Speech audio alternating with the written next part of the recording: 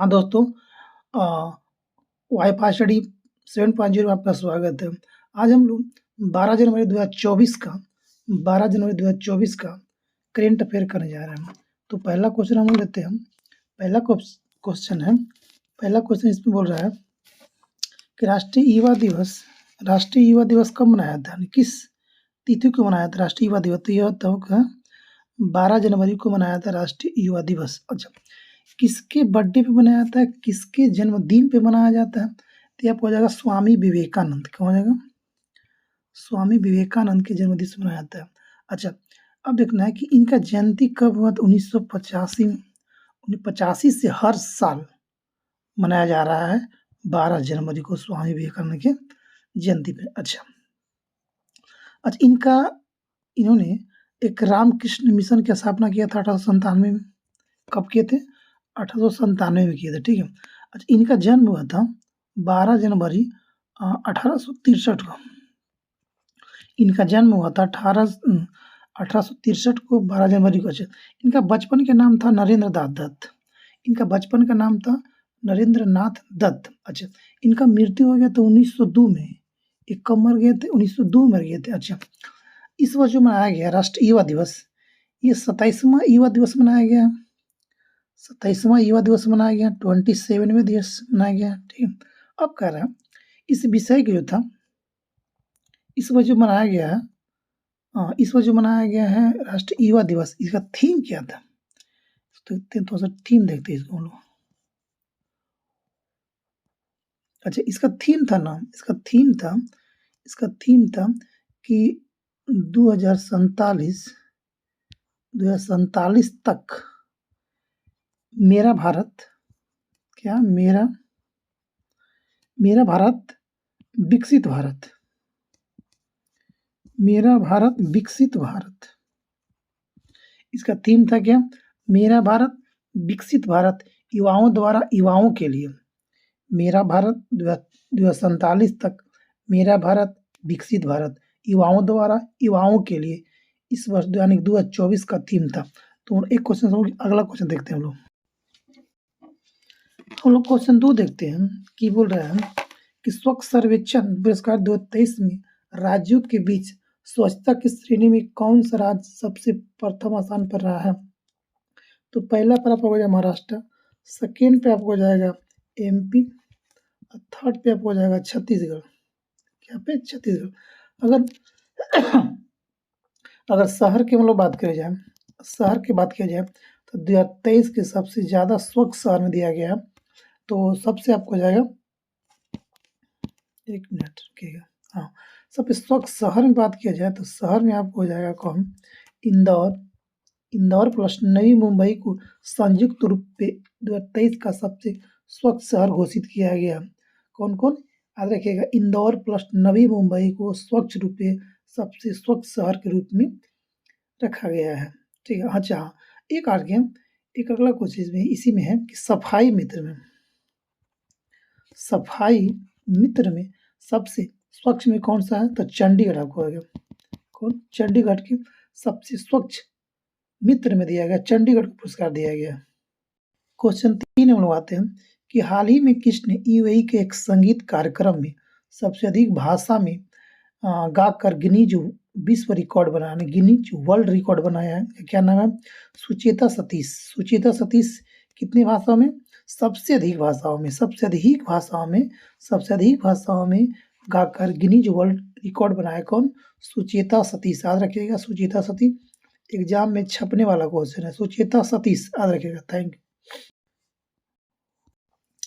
जी। हम लोग क्वेश्चन 4 में आते हैं। क्वेश्चन 4 कर रहा है कि हाल ही में किस आईएएस अधिकारी ने जिनेवा में यानी कि WTO में भारत के राजदूत के रूप में नियुक्त किया गया है? इसमें इसका थोड़ा-सा गलती दिखाया गया, इसमें सेंथियल पांड्या, याद रखिएगा, सेंथियल पांडियन को, ऑप्शन 4 रहेगा, सेंथियल पांडियन को जिनेवा में भारत का राजदूत के रूप में नियुक्त किया गया। क्या नाम है इसका? सेंथियल पांडियन को। क्वेश्चन हम लोग अगला देखते हैं। क्वेश्चन अगला कह रहा है कि वर्ल्ड बैंक ने चालू वित्त वर्ष यानी कि 23-24 के दौरान भारत की आर्थिक वृद्धि दर कितना रहने का अनुमान लगाया गया? कितना अनुमान लगाया गया, तो वर्ल्ड बैंक के अनुसार कौन जारी करता है? World bank. तो ये अनुमान लगाया गया 7.3 रहने का अनुमान लगाया गया। कितना? 7.3 रहने के लिए वर्ल्ड बैंक। अच्छा, तो वर्ल्ड बैंक के मुझे बारे में जानते हैं। एक होता है वर्ल्ड बैंक, एक होता है IMF, ठीक है, IMF। अच्छा, दोनों की स्थापना हुआ तो 1945 में, याद रखिएगा। दोनों का स्थापना, IMF का स्थापना और वर्ल्ड बैंक का स्थापना हुआ था 1945 में। अब देखिए, दोनों का जो मुख्यालय है वाशिंगटन DC में है। कहाँ पे? दोनों का मुख्यालय भी वाशिंगटन DC में है। दोनों का मुख्यालय कहाँ है? वाशिंगटन DC में। दोनों का स्थापना कब हुआ था? 1945 में हुआ था। अब देखना है कि वर्ल्ड बैंक का अध्यक्ष कौन है? एक भारतीय मूल का व्यक्ति है जिसका नाम है अजय पाल सिंह बंगा, यानी कि ऐसी आ रही है बंगा। वर्ल्ड बैंक का जो बंगा भी आ गया है, बंगा यहाँ का अध्यक्ष है अजय पाल सिंह बंगा होगा। अच्छा, अब देखना हम IMF का देखना है। IMF का अध्यक्ष कौन है? तो क्रिस्टलिना जॉर्जिवा। क्या नाम है इसका? क्रिस्टलिना जॉर्जिवा है इसका वर्ल्ड बैंक का। हाँ, IMF का अध्यक्ष हो गया आपका क्रिस्टलिना जॉर्जिवा हो गया, और वर्ल्ड बैंक का अध्यक्ष हो गया अपना अजय पाल सिंह बंगा हो गया। दोनों का स्थापना कब हुआ? 1945 में। दोनों का मुख्यालय कहाँ है? वाशिंगटन DC में होता है। अगला क्वेश्चन हम लोग है, क्वेश्चन 6 में आते हैं कि हाल ही में किस देश ने कुत्ते के मांस के व्यापार पर प्रतिबंध लगा दिया है? कुत्ते के मांस पर, तो दक्षिण कोरिया। मांस पर व्यापार पर करा के, व्यापार पर, खाने पर नहीं। अच्छा, ये व्यापार पर प्रतिबंध लगा दिया, खाने पर प्रतिबंध नहीं लगाया, सिर्फ व्यापार पर। वो भी व्यापार करने पर, अगर कोई आदमी व्यापार कर रहा है 2 से 3 साल का सजा सुनाया जाएगा उसको। कितने साल का? 2 से 3 साल का सजा हो सकता है अगर कोई व्यापार करता है तो। खाने पर कोई प्रतिबंध नहीं है। अच्छा, अब देखते हैं हम लोग यहाँ का साउथ कोरिया का। यहाँ का राष्ट्रपति कौन हो जाएगा? यहाँ का राष्ट्रपति होगा यू सुंग यूल। यहाँ का राष्ट्रपति कौन हो गया? यू सुंग यूल। अच्छा, यहाँ का राजधानी क्या है आपको? राजधानी आपको हो जाएगा सियोल। दक्षिण कोरिया का राजधानी सियोल हो जाएगा, और उत्तर कोरिया का राजधानी प्योंगयांग। उत्तर कोरिया चाइना के सपोर्ट में फेवर करता है। उत्तर कोरिया नॉर्थ कोरिया जो है वो चाइना का सपोर्ट करता है, और साउथ कोरिया जो है क्या? साउथ कोरिया सपोर्ट करता है किसको? ये सपोर्ट करता है USA को सपोर्ट करता है। साउथ कोरिया USA को सपोर्ट करता है, दक्षिण कोरिया चाइना के सपोर्ट करता है। अच्छा, हाँ, एक और है क्वेश्चन इसमें, 38वां समानांतर रेखा कौन? 38 समांतर रेखा उत्तर कोरिया नॉर्थ कोरिया को दोनों को जोड़ता है। 38 पैरेलल लाइन उत्तर कोरिया नॉर्थ कोरिया को जोड़ता है। अच्छा, इस लाइन का निर्धारण कब किया गया था? तो सेकेंड वर्ल्ड वार के बाद इस लाइन का निर्धारण किया गया था, यानी कि 1945 में, 1945 में इस लाइन का निर्धारण किया गया था। इसमें कुछ और बात करते हैं हम लोग। ये कह रहा है कि कोरिया नदी जो होता है अनमोक, ये होता है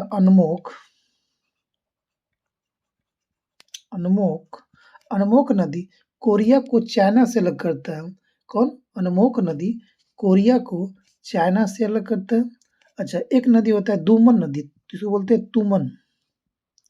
एक होता है तुमन नदी जो कोरिया को चाइना और रसिया को अलग करता है। तुमन नदी चाइना और रसिया से अलग करता है, तुमन नदी। आगे बढ़ते हैं लोग। अगला क्वेश्चन कर रहा है कि हाल ही में जारी हेलने पासपोर्ट इंडेक्स में भारत का स्थान क्या रहा है? तो भारत का स्थान हो गया आपको 80 हो गया। भारत का स्थान हो गया 80। अच्छा, 80 हो गया। इसमें पहला स्थान कौन रहा?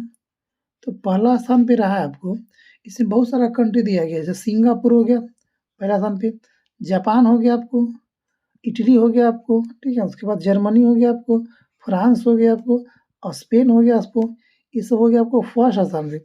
और सेकेंड पे बोला गया है, सेकेंड पे हो गया आपको Finland, south Korea, Sweden.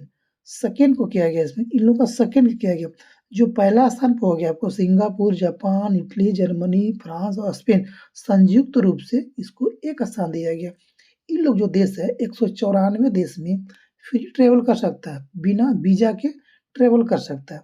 But America जो है, अमेरिका 7वां स्थान दिया गया, अमेरिका का 7वां स्थान दिया गया है।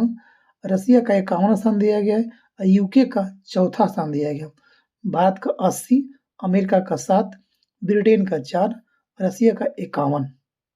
आगे बढ़ते हैं क्वेश्चन नंबर 8। ये अगला क्वेश्चन बोल रहा है कि देश का सबसे लंबा सी ब्रिज अटल सेतु का उद्घाटन किस राज्य में किया गया? तो कहाँ किया गया आपको? तो महाराष्ट्र में कौन किया उद्घाटन, किसने किया? तो उद्घाटन किया नरेंद्र मोदी, यशस्वी प्रधानमंत्री श्री नरेंद्र मोदी, इसको उद्घाटन किया गया। अच्छा, ये कहाँ किया गया? तो महाराष्ट्र के, कहाँ पे? महाराष्ट्र में किया गया। कहाँ पे किया गया है? महाराष्ट्र में किया गया है, महाराष्ट्र में किया गया। अच्छा, महाराष्ट्र में कहाँ बनाया गया? तो ये आपको मुंबई को, कहाँ से? मुंबई को न्यू मुंबई को जोड़ेगा, मुंबई से न्यू मुंबई को जोड़ेगा। किसको जोड़ेगा? मुंबई को न्यू मुंबई को जोड़ेगा। अच्छा, अगला कह रहा है इसकी कुल लंबाई जो है ना, इसका कुल लंबाई 21.8 किलोमीटर बताया गया है। कितना?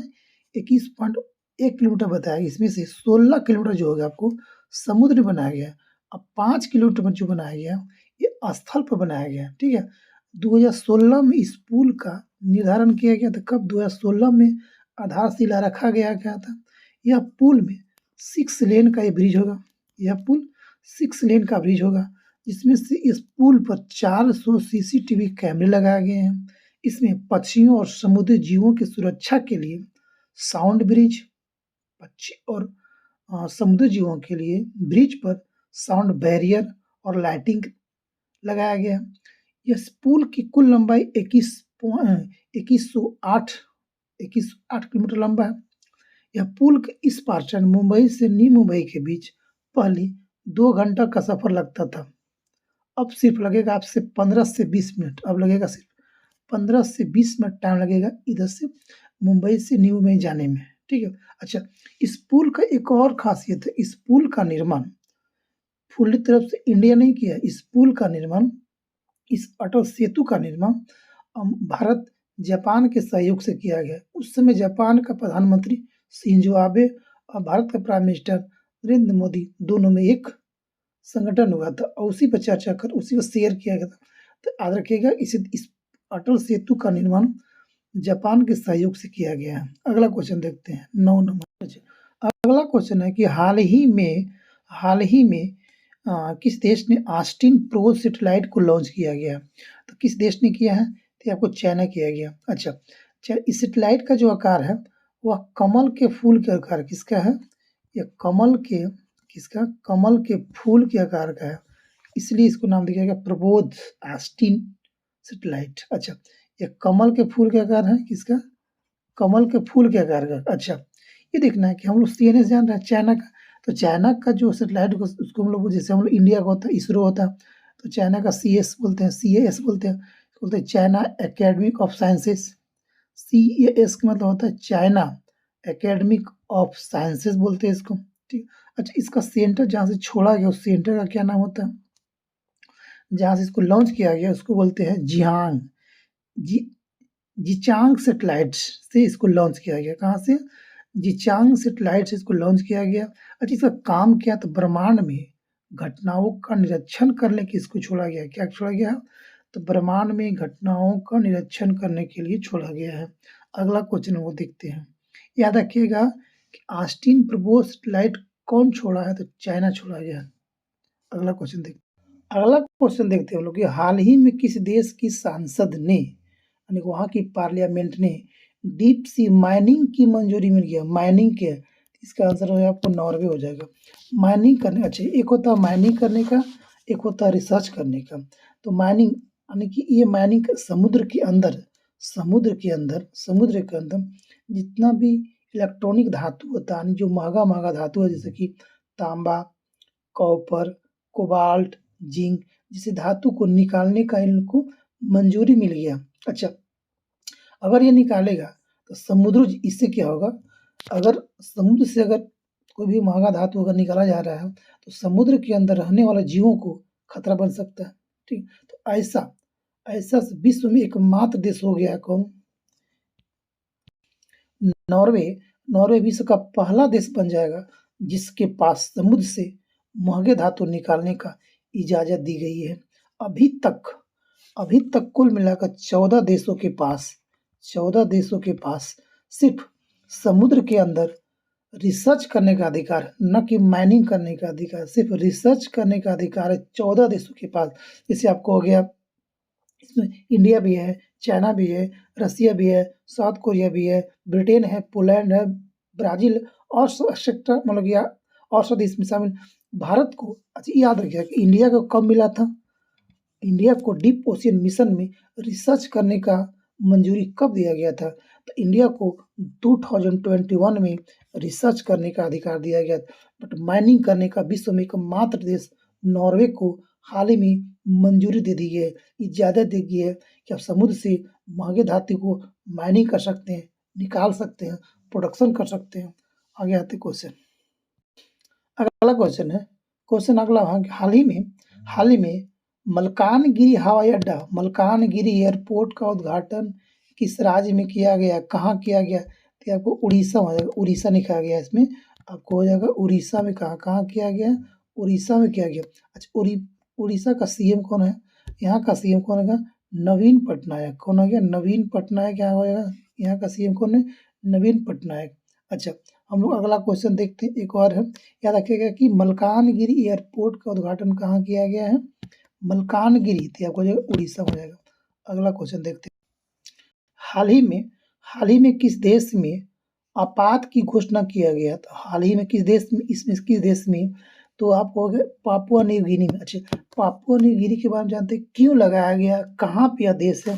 अच्छा, तो पापुआ न्यू गिनी आपको, अच्छा पापुआ न्यू गिनी आपको ऑस्ट्रेलिया देख रहे हैं हम लोग, ऑस्ट्रेलिया के ऊपर आपका पापुआ न्यू गिनी पड़ता है, यहीं पे आपका पापुआ न्यू गिनी है।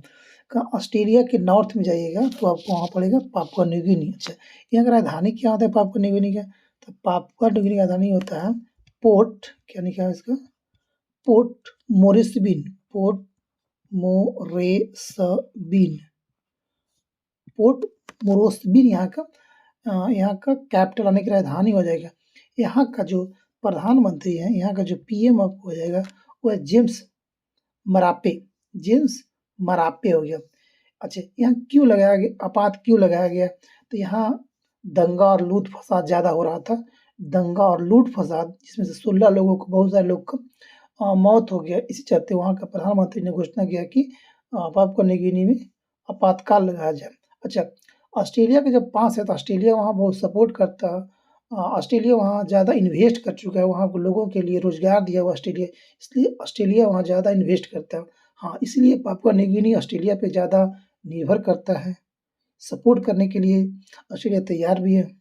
तो आजकल हम लोग क्वेश्चन पूरा आज का दिन तो हो गया, अब अगला दिन के देखते हैं क्वेश्चन क्या होता है। अगला दिन फिर मिलेंगे इसी टाइम पे। Thank you.